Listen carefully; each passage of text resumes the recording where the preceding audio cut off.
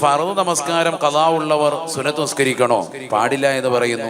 ശരി തന്നെയാണ്. ഫർദ് നമസ്കാരം പ്രായപൂർത്തി എത്തിയ തലം മുതൽ ഏതെങ്കിലും ഒരു ഫർദ് നഷ്ടപ്പെട്ടിട്ടുണ്ട് എങ്കിൽ അവന്റെ ജീവിതോപാധിക്കുള്ള സമയം ഒഴിച്ച് ബാക്കിയുള്ള മുഴുവൻ സമയങ്ങളും അത് വീട്ടാൻ വേണ്ടി വിനിയോഗിക്കണം സമയത്തെ എന്നാണ് കർമ്മശാസ്ത്ര പണ്ഡിതന്മാർ പറയുന്നത്. എന്ന് പറയുമ്പോൾ തറാവീഹ് നിസ്കരിക്കാൻ വരുന്ന സമയത്ത് തറാവീഹിനോടൊപ്പം ചേർത്ത് നിസ്കരിക്കാൻ പറ്റുമോ ഏതെങ്കിലും നിസ്കാരം? അങ്ങനെ ചോദിക്കുന്നവരുണ്ട്. അതിനാണ് ഞാൻ ആദ്യം തന്നെ ഒരു മറുപടി പറയുന്നത്. എന്ത്, നിങ്ങൾ തറാവീഹിന് വേണ്ടി പ്രത്യേകം ഒരുങ്ങി വരുമ്പോൾ മാത്രമല്ല, നിങ്ങളുടെ ജീവിതോപാധികൾക്ക് വേണ്ടി കഴിഞ്ഞതിന് ശേഷമുള്ള സമയം കിട്ടുന്ന മുഴുവൻ സമയങ്ങളും നിങ്ങൾ എന്ത് നിസ്കരിക്കണം നിർബന്ധമാണ്?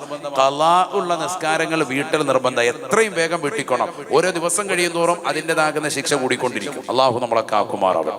അപ്പൊ അത് എത്രയാ എണ്ണം കണക്കാക്കുക?